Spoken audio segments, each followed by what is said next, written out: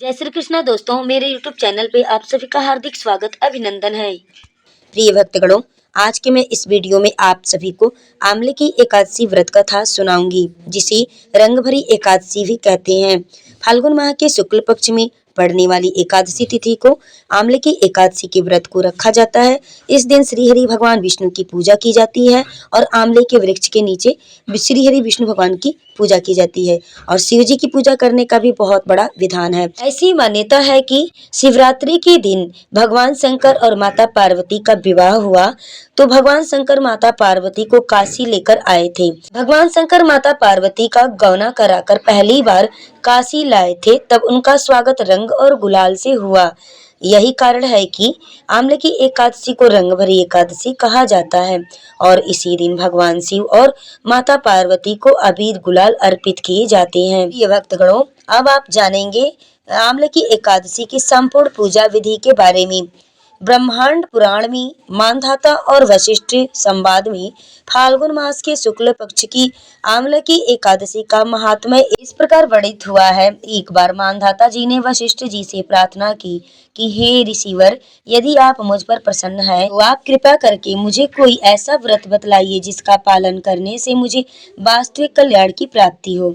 इसके उत्तर में वशिष्ठ जी ने प्रसन्नचित होकर कहा, हे राजन, मैं आपको शास्त्रों में एक गोपनीय रहस्यपूर्ण तथा बहुत ही सुंदर कल्याणकारी व्रत की कथा सुनाता हूँ, जो कि समस्त प्रकार के मंगल को देने वाली है।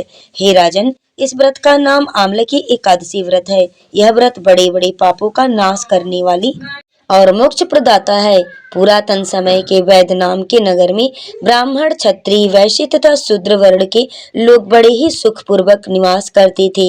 वहाँ के लोग स्वाभाविक रूप से स्वस्थ तथा हृष्ट-पुष्ट थे। हे राजन, उस नगर में कोई भी मनुष्य पाप आत्मा अथवा नास्तिक नहीं था। उस नगर में हर कोई अपने अपने धर्म का पालन करता हुआ अपने कर्तव्य का भी पालन किया करता था। उस नगर में जहाँ जहाँ वैदिक कर्म का अनुष्ठान हुआ करता था, वे ध्वनि से यह नगर गूंजती थी। उस नगर में चंद्रवंशी राजा राज्य करते थे। इसी चंद्रवंशी राजवंश में एक चैत्ररथ नाम का एक धर्मात्मा और सदाचारी राजा ने जन्म लिया था कि वह राजा बड़ा पराक्रमी, शूरवीर, धनवान व भाग्यवान तथा शास्त्रों का ज्ञाता भी था। उस राजा के राज्य में प्रजा को बड़ी ही सुख था। उस नगर की सारी प्रजा भी विष्णु भक्त परायण थी। सभी लोग एकादशी का व्रत निष्ठा पूर्वक किया करते थे। उस राज्य में कोई भी दरिद्र अथवा कृपण नहीं देखा जाता था।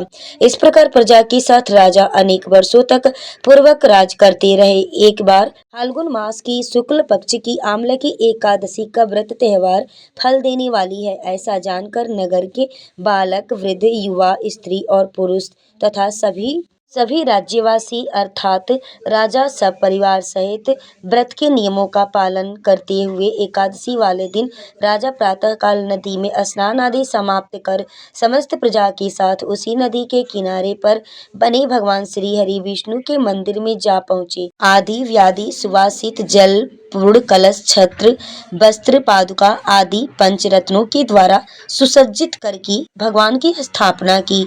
इसके बाद धूप दीप प्रज्वलित करके आंवले की अर्थात आंवला के साथ भगवान श्री हरि परशुराम जी की भी पूजा की और अंत में प्रार्थना की कि हे प्रशांत जी, हे रेणुका के सुखवर्धक, ही मुक्ति प्रदाता, आपको नमस्कार है। आंवले की हे ब्रह्मांड पुत्री, हे धात्री, हे पाप नाशनी, आपको नमस्कार है। आप कृपा करके मेरी पूजा स्वीकार करें।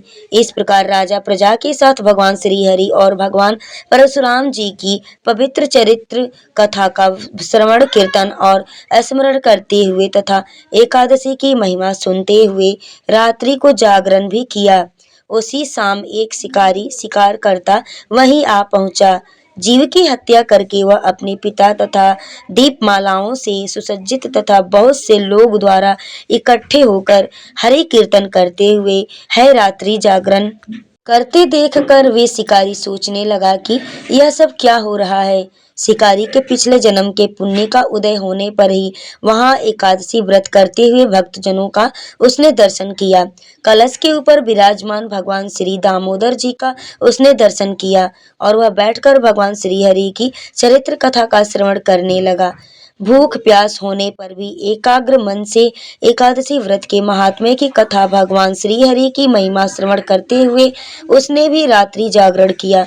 तह काल होने पर राजा अपनी प्रजा के साथ अपने नगर को चला गया और शिकारी भी अपने घर वापस आ गया और फिर समय पर उसने भोजन ग्रहण किया। कुछ समय बाद जब उस शिकारी की मृत्यु हो गई, तब उसी समय अनजाने में ही एकादशी व्रत का पालन करने तथा एकादशी तिथि में रात्रि जागरण करने के प्रभाव से उस शिकारी ने दूसरे जन्म में विशाल धन संपदा, सेना, सामंत, हाथी, अपने रथों से पुण्य जयंती नाम की नगरी के विदुरक नाम का राजा के यहाँ पुत्र के रूप में जन्म लिया। वह सूर्य के समान पराक्रमी, पृथ्वी के समान क्षमाशील, धर्मनिष्ठा, सत्यनिष्ठा एवं अनेक सद्गुणों से युक्त होकर भगवान विष्णु की भक्ति करता हुआ तथा 1 लाख गांव का आधिपत्य करता हुआ जीवन बिताने लगा। वह बड़ा दानी भी था। इस जन्म में उसका नाम सूरज था। एक बार शिकार करने के लिए वन में गया और रास्ता भटक गया। घूमते घूमते और भटकते भटकते थका हारा, प्यास से व्याकुल होकर अपनी बाहों का तकिया बनाकर जंगल में ही सो गया। उसी समय पर्वतों में रहने वाले मल्लच्छ यवन सोए हुए राजा के पास जाकर राजा की हत्या का प्रयास करने लगे। वह राजा को शत्रु मानकर उनकी हत्या करने पर आतुर थे। उन्हें कुछ ऐसा भ्रम हो गया था कि यह वही व्यक्ति है जिसने हमारे माता पिता, पुत्र पौत्र आदि को मारा था और हम इसी के कारण हम जंगलों में खाक छान रहे हैं। किंतु आश्चर्य की बात कि उन लोगों द्वारा फेंके गए अस्त्र शस्त्र राजा को ना लगकर उनके इर्द गिर्द ही घिरते चले गए। राजा को खरोच तक नहीं आई। जब तक उन लोगों के सारे अस्त्र शस्त्र भी समाप्त हो गए, तब वे सब भयभीत हो गए और एकदम भी आगे नहीं बढ़ पाए।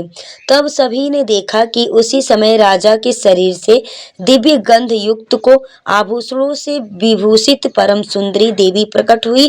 भीषण प्रतियोगिता प्रति क्रोध से लाल हो रही थी। उस देवी का यह रूप देखकर सब इधर उधर दौड़ने लगे, परंतु उस देवी ने हाथ में चक्र लेकर एक क्षण में ही सभी मनुष्यों का वध कर डाला। राजा की नींद खुली तथा उसने यह हत्याकांड देखा तो आश्चर्यचकित हो गए। वहां कई आकार वाले लक्षणों को देखकर आश्चर्य होकर सोचने लगे कि मेरे इन चित्रों को मारकर मेरी रक्षा किसने की। यहाँ यह मेरा ऐसा कौन हितैषी मित्र है। जो भी हो, मैं इस महान कार्य के लिए उसका बहुत बहुत धन्यवाद करता हूँ। अभी राजा सोच ही रहा था कि उसी समय आकाशवाणी हुई कि भगवान को छोड़कर भला शरणागत की रक्षा करने वाला और कौन हो सकता है। शरणागत रक्षक, शरणागत पालक श्री हरि ने ही तुम्हारी रक्षा की है। राजा आकाशवाणी सुनकर प्रसन्न तो हुआ ही, साथ ही भगवान श्री हरि के चरणों में अधिकृत अज्ञ होकर भगवान का भजन करते हुए अपने राज्य में वापस आ गया और निसंकट राज्य करने लगा। वशिष्ठ जी कहते हैं कि हे राजन, जो मनुष्य इस आम्ल की एकादशी का व्रत का पालन करते हैं, वह निश्चित ही हर प्रकार के सुख को भोगकर अंत में विष्णु लोक को प्राप्त लेते हैं। प्रेम से बोलिए श्री हरि विष्णु भगवान की जय। लक्ष्मी माता की जय। एकादशी माता की जय। तो प्रिय भक्तगणों, ये थी आम्ल की एकादशी की व्रत कथा। ऐसे ही अगली वीडियो प्राप्त करने के लिए आप हमारे चैनल से जुड़े रहें और बेल नोटिफिकेशन को ऑन कर लें, बेल की घंटी को दबा लें ताकि आने वाली हर प्रकार की हमारी वीडियो आप तक आसानी से जा सके। दोस्तों, वीडियो में लास्ट तक बने रहने के लिए आप सभी को मेरे तरफ से दिल से धन्यवाद।